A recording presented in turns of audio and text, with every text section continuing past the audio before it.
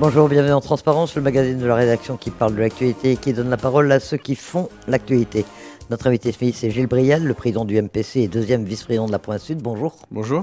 Merci d'accepter notre invitation puisque votre actualité, c'est que depuis mardi, on sait que vous êtes également le suppléant de Sonia Backès pour les élections sénatoriales du 24 septembre. C'était pas vraiment une surprise, votre nom circulait déjà, mais comment s'est pris la décision ? C'est en concertation au sein des loyalistes. Donc les loyalistes, c'est les républicains calédoniens de Sonia Backès, Génération NC de Nicolas Mesdorf et le MPC que je préside. Mais c'est également en concertation avec le Rassemblement, en discussion avec Alcide Ponga, qui est le président du Rassemblement, et Virginie Ruffnac. L'objectif, c'est de préparer à la fois la sortie de l'accord de Nouméa, c'est-à-dire poursuivre les discussions. Donc moi, je suis dans les 8 non-indépendantistes qui sont dans le tour de table des discussions. Membre de délégation dans la délégation non-indépendantiste, je suis au titre des loyalistes. C'est donc préparer la sortie de l'accord de Nouméa, parce qu'il va y avoir une phase qui va se dérouler au niveau national, que ce soit à l'Assemblée nationale et au Sénat, mais c'est également être dans la perspective des élections provinciales qui vont avoir lieu en 2024, qui seront importantes parce que on a dit 3 fois non à l'indépendance aujourd'hui et on est toujours dirigé par un président du Congrès et un président du gouvernement indépendantiste. Donc si on veut changer tout ça, il faut essayer de s'organiser et de faire les choses au mieux. Donc vous vous projetez déjà sur les provinciales de 2024 avec une alliance a priori loyaliste Rassemblement pour ces élections provinciales. C'est un tout, c'est-à-dire on a décidé de porter un projet en commun.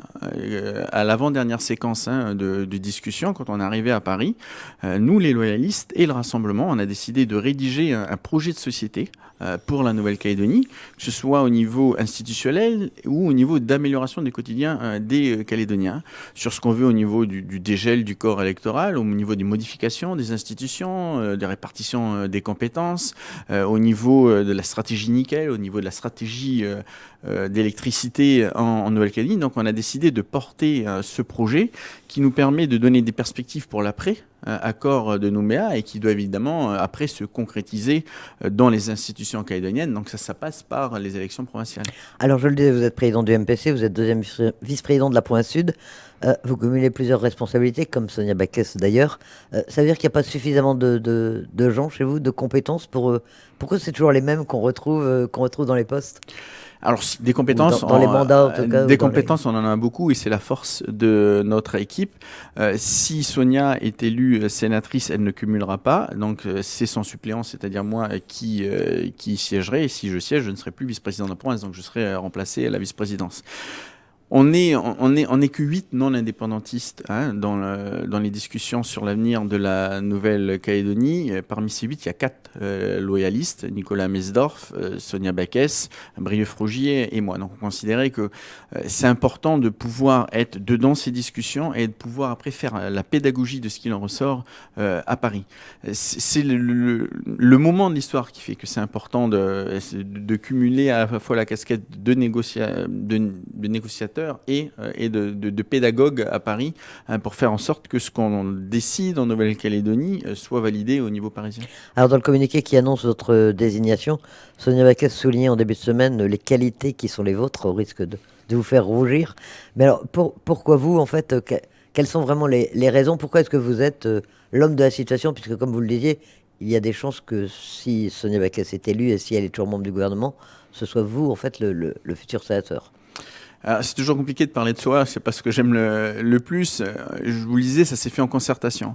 Parce que déjà, il faut pouvoir fédérer. Et je pense quand même avoir l'image de quelqu'un qui, depuis un certain nombre d'années, se bat au quotidien pour avoir l'unité des loyalistes. Il faut avoir la capacité d'aller défendre quand il va y avoir une modification de la Constitution, et il y en aura une, que ce soit à minima pour le dégel du corps électoral, et on espère que ce sera électoral, que ce sera plus, que ce soit pour dessiner les futures institutions de la Nouvelle-Calédonie. On va y revenir Cette dans le détail. modification de la Constitution passe par le Sénat. C'est-à-dire que le texte doit être voté dans les mêmes termes à l'Assemblée nationale, donc par les députés, et au Sénat. Et après, le président de la République réunit les sénateurs et les députés, et il faut qu'il y ait 3/5 de ce rassemblement, ce qu'on appelle le Congrès de Versailles, qui adopte le texte. Donc il va y avoir un gros travail à faire parce que la majorité présidentielle seule ne suffit pas à avoir ces 3/5. La majorité plus les LR ne suffit pas non plus. C'est-à-dire qu'il faudrait également aller convaincre un certain nombre de députés du Rassemblement national. Donc il y a un gros travail à faire de pédagogie. Et donc là, il faut avoir un peu d'histoire de la Nouvelle-Calédonie, un peu cette expérience. Et c'est ce que je pense avoir aujourd'hui. Et c'est une des raisons pour lesquelles j'ai été désigné. Alors vous êtes aussi apparenté à plusieurs députés de Wallis et Futuna, à Benjamin Brial, Victor Brial, Sylvain Brial. Oui. Ça compte aussi, ça vous donne une capacité à peut-être mieux appréhender la fonction ou en tout cas avoir un nom qui est déjà connu au Parlement? Alors, c'est un nom qui est connu, évidemment, à l'Assemblée nationale. Hein, c'est un secret pour personne. À Wallis et Futuna, la famille Brial a été impliquée dans la vie politique et économique du territoire. Mon grand-père, quand il est arrivé en Nouvelle-Calédonie, il a participé à faire venir les Wallisiens et Futuniens pour les grands chantiers des années 50. C'est pas une continuité, c'est une philosophie familiale. Cette implication politique est au travail de sa communauté calédonienne, wallisienne, futunienne, quand on est au Fénois. Donc voilà, oui, c'est une fierté à la rigueur.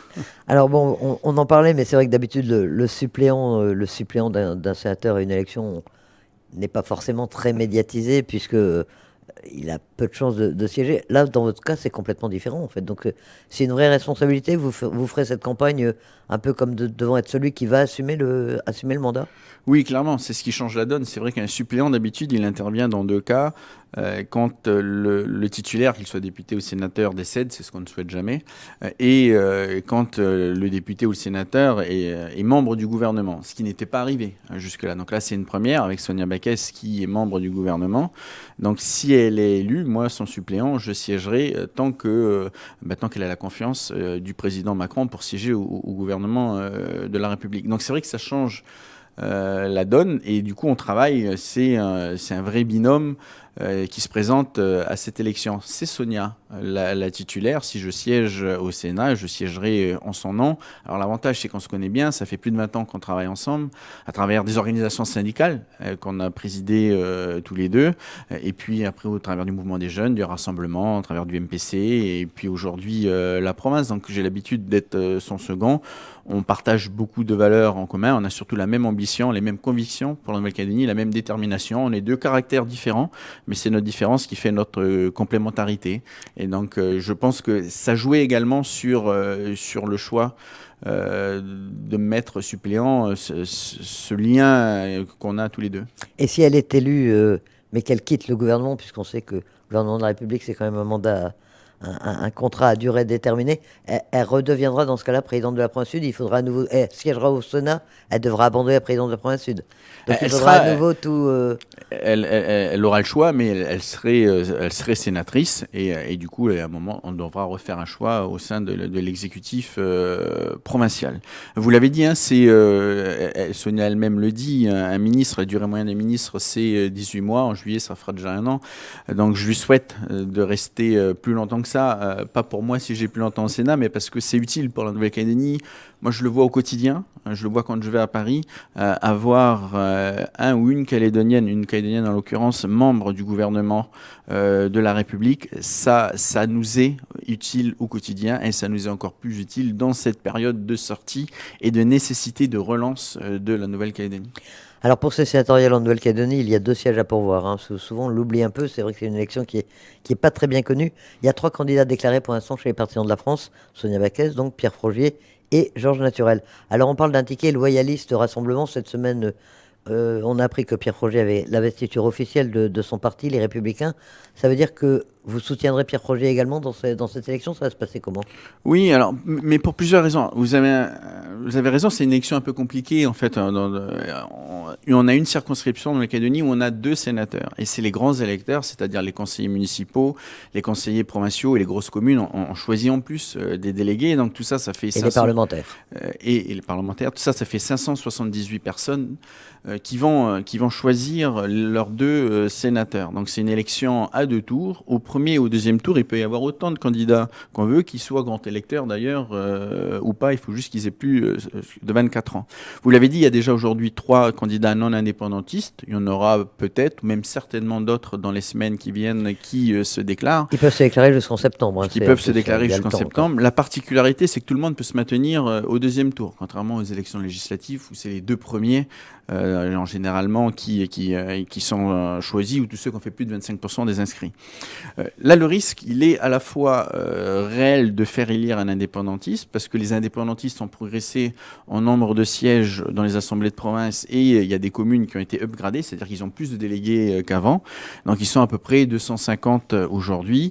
La majorité est à 289, puisqu'il y a 578 grands électeurs. Donc si on a un troisième tour avec une dispersion des voix non indépendantistes, on aura des sénateurs indépendantistes. Si on a un premier tour où il y a des crispations entre les non indépendantistes, il peut y avoir des déperditions également des voix loyalistes au deuxième tour. Ça, c'est la première des choses. La deuxième des choses, c'est, je le disais, il y aura une modification de la Constitution. Si les indépendantistes continuent à traîner des pieds comme ils le font aujourd'hui dans les discussions, elle se fera à minima, c'est-à-dire qu'il y aura un dégel du corps électoral, parce que on y a le droit, parce que c'est une question juridique, c'est une question politique, et l'État s'est engagé, à travers Gérald Darmanin, mais le président de la République s'est engagé à dégeler le corps électoral. Donc ça passe par une modification de la Constitution.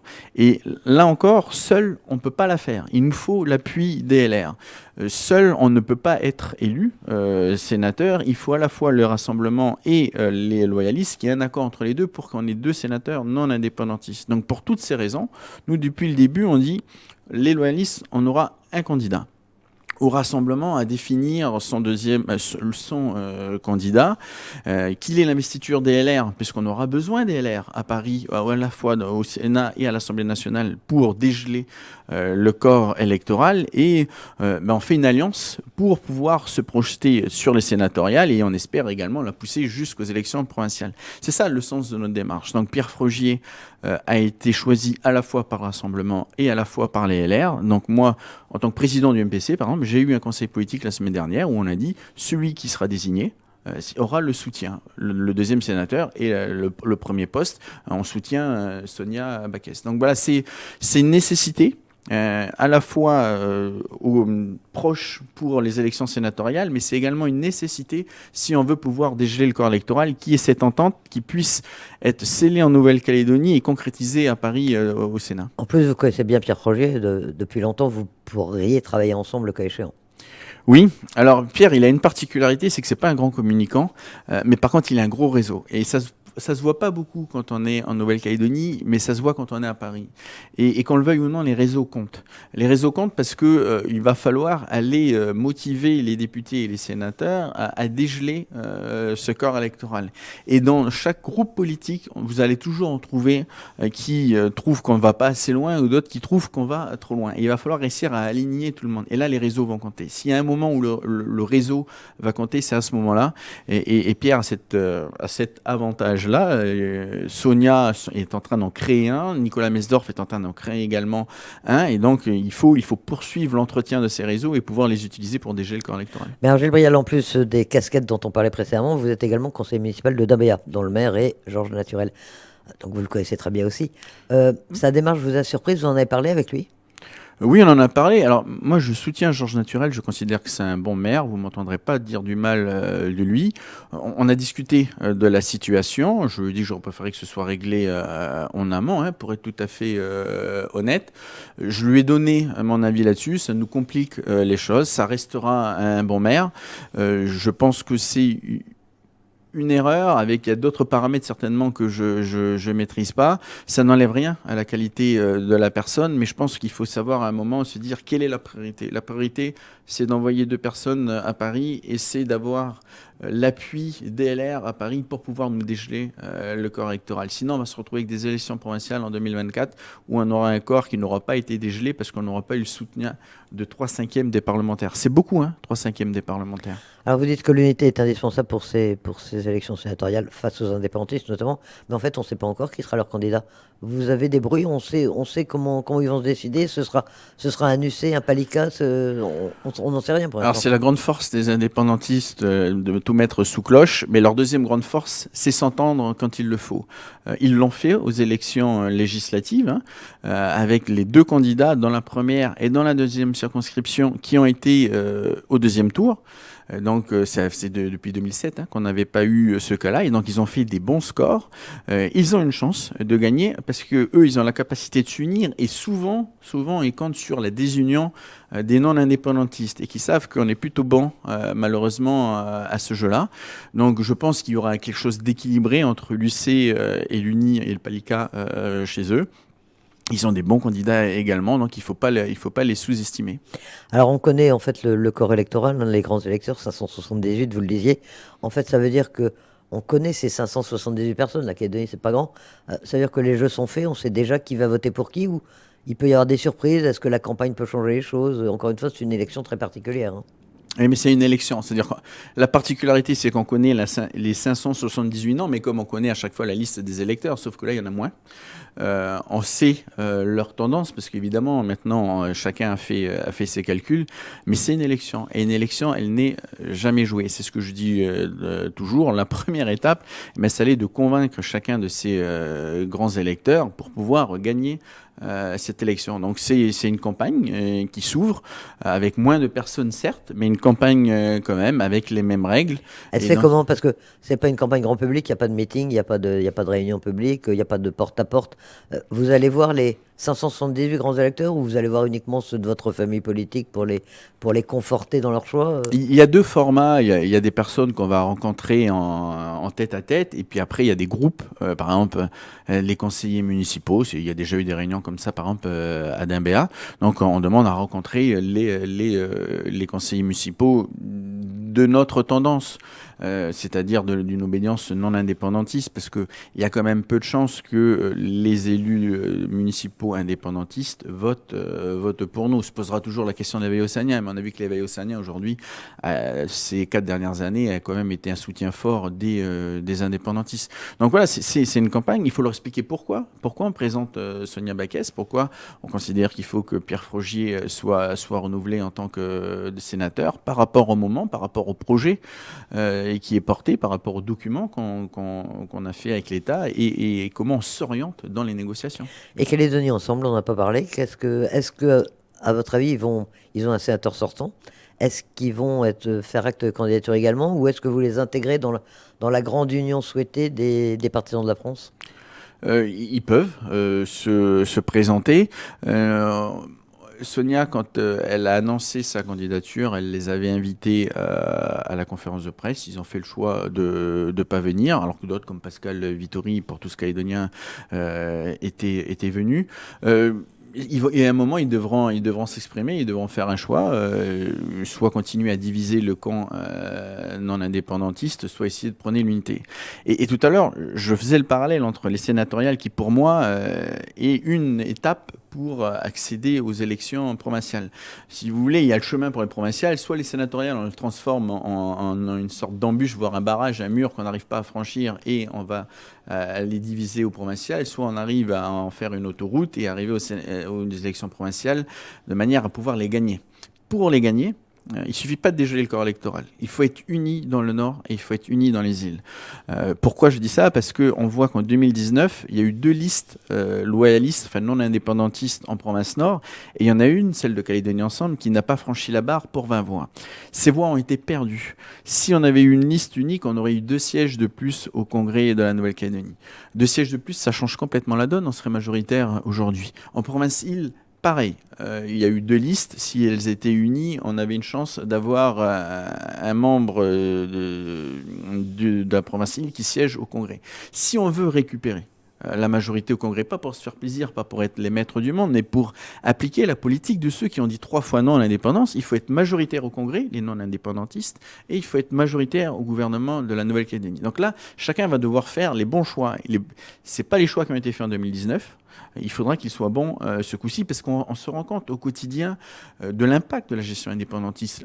Là, on est en pleine séance du Congrès sur le compte administratif. On se rend compte que les 2 derniers budgets ont été équilibrés parce que la France nous a fait des emprunts exceptionnels, mais qu'il va falloir rembourser, et que pour l'instant, ils n'arrivent pas à gérer la Nouvelle-Calédonie de manière équilibrée. Les budgets tombent à la limite ou hors délai. C'est l'État qui a dû gérer le premier budget indépendantiste. Donc, il y a cette nécessité d'avoir un Congrès qui revient et qui ressemble à la majorité des Calédoniens. Donc, cette unité est importante. Et dans le Nord et dans les îles, cette unité devra se faire avec l'ensemble des non-indépendantistes, Calédoniens ensemble compris. Vous parlez du Congrès, on évoque une cessation de paiement de la Nouvelle-Calédonie. Ça fait peur quand même. On en est vraiment là. Vous y étiez, hein, ce matin, vous avez siégé. Et comment est-ce qu'on peut en sortir? Déjà, on ne peut pas en sortir sans l'aide de l'État, et on ne peut pas en sortir en passage en force permanent. C'est-à-dire que quand il y a eu les discussions budgétaires pour préparer le budget de la Nouvelle-Calédonie, régulièrement, à chaque fois qu'on posait des questions, qu'on tirait la sonnette d'alarme, on avait, par exemple, Gilbert Thuénon qui nous expliquait qu'il fallait qu'on arrête avec nos questions, que de toute façon, elles ne servaient à rien, qu'ils avaient la majorité qui passerait en force.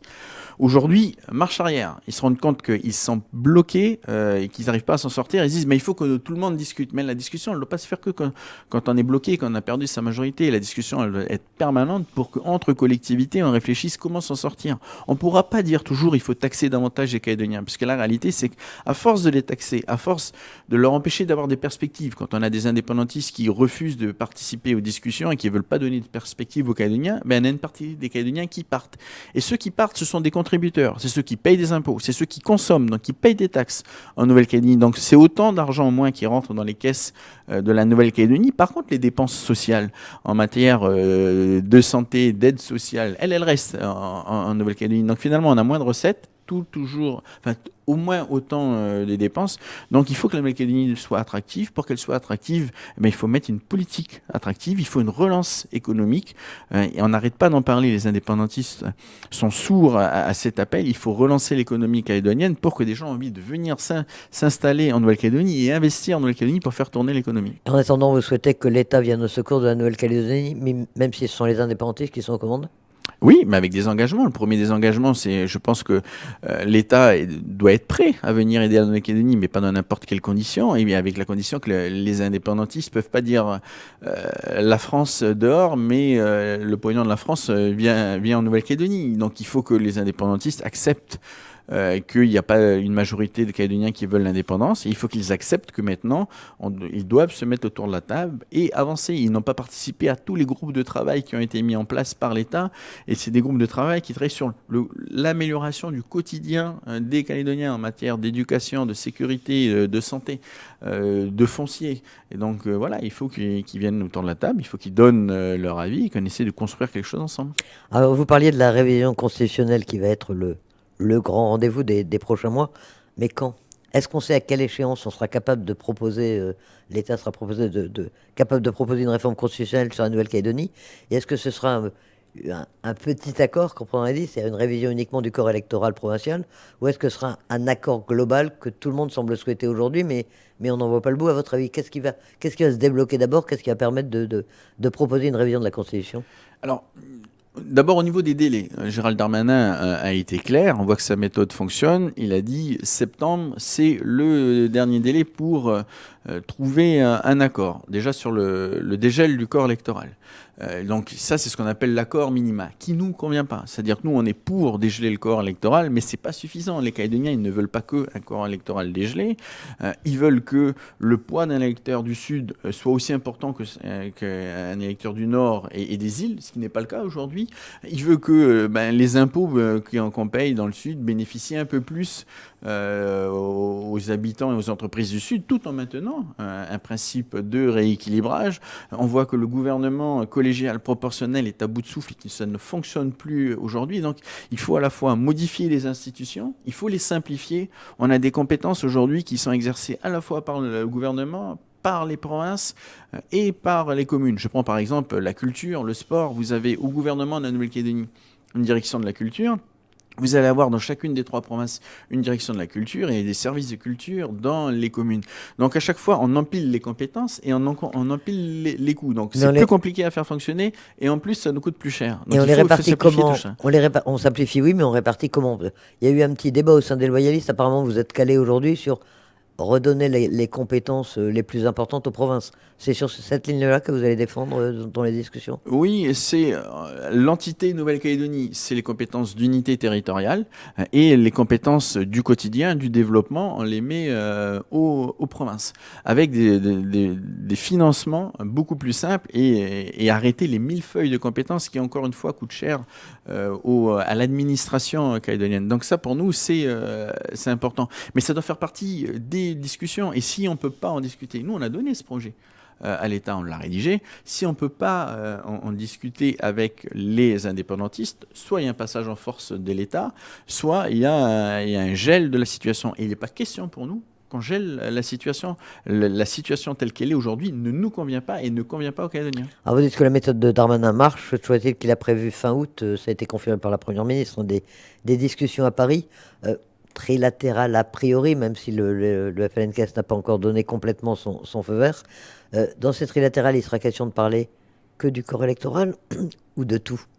Ah mais nous, on souhaite tout aborder. Le dégel du corps électoral, qui pour nous est non négociable, c'est une question juridique et philosophique. Le droit à l'autodétermination que les indépendantistes agitent régulièrement, il existe dans la Constitution française, mais il n'est pas question pour nous que toutes les 3 ou 4 ans, on se tape un référendum. On voit que c'est mortifère pour l'économie et l'aspect social calédonien, mais il faut également parler de certaines compétences qui ont été transférées il y a quelques années de l'État à la Nouvelle-Calédonie et qu'on n'a pas su gérer parce qu'on n'a pas les moyens humains ni les moyens financiers de le faire. Vous avez transféré le droit des assurances. Par exemple, le droit des assurances, il a été ce qu'on appelle vitrifié, c'est-à-dire qu'on n'en a plus rien fait depuis. Il a évolué partout dans le monde et depuis qu'il a été transféré à la Nouvelle-Calédonie, il n'a pas évolué. Donc, il y a des compétences qu'on ne sait pas faire, pas parce qu'on est plus bête que les autres, uniquement parce qu'on est moins de 300 000 habitants et qu'on fait partie d'un pays qui en fait plus de 67 millions. Donc, il faut dire ça, on ne sait pas faire, autant que l'État le fasse. Par contre, il y a des compétences qu'on gérera mieux dans les provinces, mieux dans les communes, mieux en Nouvelle-Calédonie. Il faut refaire ce travail-là. Il ne faut pas avoir peur de donner des perspectives et une solution institutionnelle qui soit meilleure pour les Calédoniens. Il ne faut pas avoir peur de ça. Alors, la Première ministre a parlé d'une solution consensuelle, a priori, d'après ce qu'on a compris, notamment sur le gel du corps électoral, enfin sur l'ouverture du corps électoral. Franchement, est-ce que vous vous y retrouvez, vous, dans la position des indépendantistes? Qu'est-ce qu'ils veulent? Parce que les uns et les autres, chez eux, ont dit des choses différentes sur ce qu'ils avaient accepté, pas accepté. On ne sait plus si c'est 10 ans, si c'est 10 ans glissants, si c'est accepter d'en discuter, mais voir après. Selon vous, qu'est-ce qu'ils veulent aujourd'hui? Alors ça, c'est compliqué. Il y a parfois autant de positions chez les indépendantistes qu'il y a de leaders. On sent qu'il y a une avancée, et c'est la méthode Darmanin où ils disent qu'ils sont prêts à travailler sur le dégel du corps électoral. Ils ont compris que de toute façon, qu'ils le veuillent ou pas, ça sera fait parce que la France ne peut pas geler indéfiniment le corps électoral au titre de ses engagements internationaux. Donc ils ont accepté le principe apparemment d'un corps électoral à minima de 10 ans glissant. Nous on considère que 10 ans c'est trop. C'était bien pour l'accord de Nouméa, période d'un accord de décolonisation.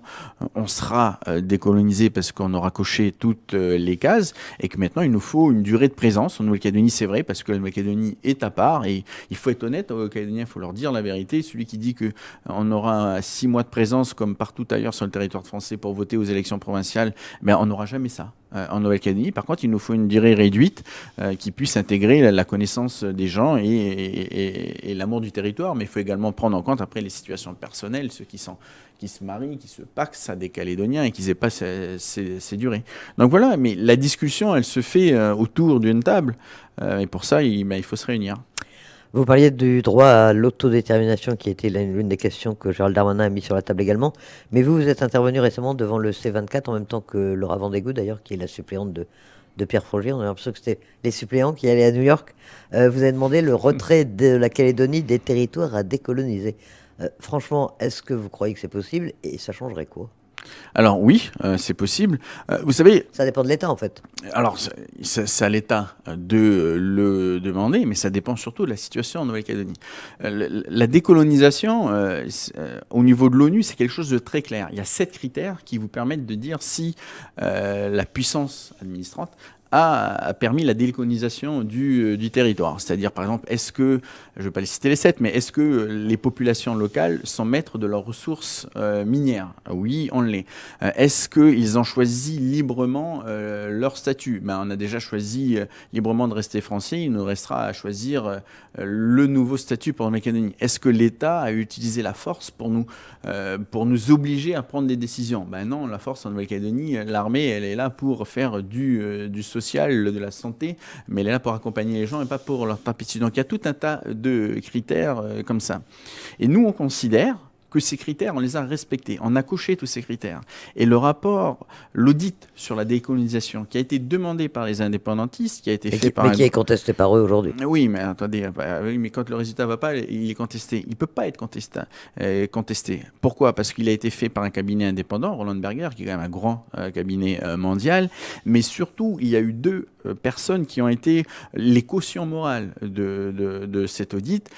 Dominique Bussereau, qui est un ancien ministre. Alors on pourrait dire, ok, il est orienté, il était un ancien ministre, mais surtout Madame Maguire, qui elle était la présidente du C24. Elle était à l'ONU la présidente du comité de décolonisation. Donc on ne peut pas, l'ancienne présidente du comité de décolonisation, nous faire croire qu'elle, elle a une orientation favorable au peuple colonisateur, comme ils disent. Donc non, ce rapport, il a été très bien fait, il est juste, tout ne nous plaît pas, y compris pour nous, mais en tout cas, il indique clairement que l'accord de Nouméa, qui est un processus de décolonisation, on arrive au bout et on a coché l'ensemble des cases. Le jour où on aura validé un statut définitif pérenne pour la Nouvelle-Calédonie, on aura coché toutes les cases et on pourra dire qu'on est décolonisé. Et la décolonisation et l'indépendance, c'est pas la même chose. L'ONU est très claire. Vous pouvez être décolonisé soit en devenant indépendant, soit en étant un État associé, soit en choisissant d'être intégré à un État indépendant. C'est-à-dire que la Nouvelle-Calédonie choisit d'être intégré à la France. Et c'est ce que les Calédoniens ont fait en disant 3 fois non. Mais retirer la Calédonie de la liste des territoires à décoloniser, ça supprimerait le droit à l'autodétermination? Non, c'est 2 choses complètement différentes. La décolonisation, c'est est-ce que on est libre de nos choix en Nouvelle-Calédonie? Pour faire simple, est-ce qu'on décide de notre avenir? Oui, on l'est aujourd'hui. On décide quasiment de tout, sauf des compétences régaliennes. Et encore, on a quand même notre mot à dire de temps en temps. Et le droit à l'autodétermination, c'est ce qu'on veut être indépendant ou pas. Mais le droit à l'autodétermination, il est dans la Constitution française. La Constitution française, elle garantit aux départements et territoires d'outre-mer ce droit aux populations à disposer d'eux-mêmes. C'est ça qu'on appelle le droit à l'autodétermination. Donc on peut à la fois être décolonisé et rester au sein de la République française, donc respecter la Constitution. Moi, je suis français 365 jours par an, donc je veux également reconnaître la Constitution, y compris sur cet aspect-là. Donc ce sont vraiment 2 choses différentes. C'est une espèce de feinte des indépendantistes à nous faire croire que la colonisation et l'autodétermination, c'est la même chose, mais pas du tout. On va être décolonisé demain et on sera français, mais on aura toujours le droit à l'autodétermination. Dernier point, Gilles Brial, on annonce la venue du président de la République en juillet. Qu'est-ce que vous en attendez? Il va beaucoup parler, semble-t-il, de l'axe Indo-Pacifique. Vous pensez qu'il va également dire un certain nombre de choses directement pour les Calédoniens et pour l'avenir de la Calédonie? Oui, nous, ce qu'on attend de lui, c'est qu'il explique quelle est la vision de l'État d'une Nouvelle-Calédonie dans la France et d'une Nouvelle-Calédonie dans le Pacifique. Et quelle est la vision de la France dans le Pacifique? On considère que la problématique indépendance par indépendance, elle a été réglée. Les Calédoniens se sont exprimés, les indépendantistes peuvent dire ce qu'ils veulent. Ça, c'est réglé. Mais maintenant, qu'est-ce que c'est être français dans le Pacifique? Comment la Nouvelle-Calédonie peut porter la politique de la France dans le Pacifique? Comment on peut être moteur dans cette politique étrangère? Donc c'est ça qu'on attend, c'est-à-dire maintenant de nous donner des perspectives, comment l'État peut faire de la Nouvelle-Calédonie, comment il vient en support de la relance économique indispensable. Voilà, c'est toutes ces précisions-là qui ne pouvaient pas être amenées jusque-là, puisque c'était d'abord aux Calédoniens de dire ce qu'eux voulaient. Les Calédoniens se sont exprimés clairement. Maintenant, c'est à l'État de dire comment lui, il nous voit et comment on est pleinement intégré dans la République et pleinement intégré dans cet océan Pacifique avec notre particularité. Gilles Brial, merci. Je rappelle que vous êtes président du MPC, deuxième vice-président de la Province Sud et suppléant de Sonia Baquès pour les élections sénatoriales. Merci d'accepter notre invitation. Merci.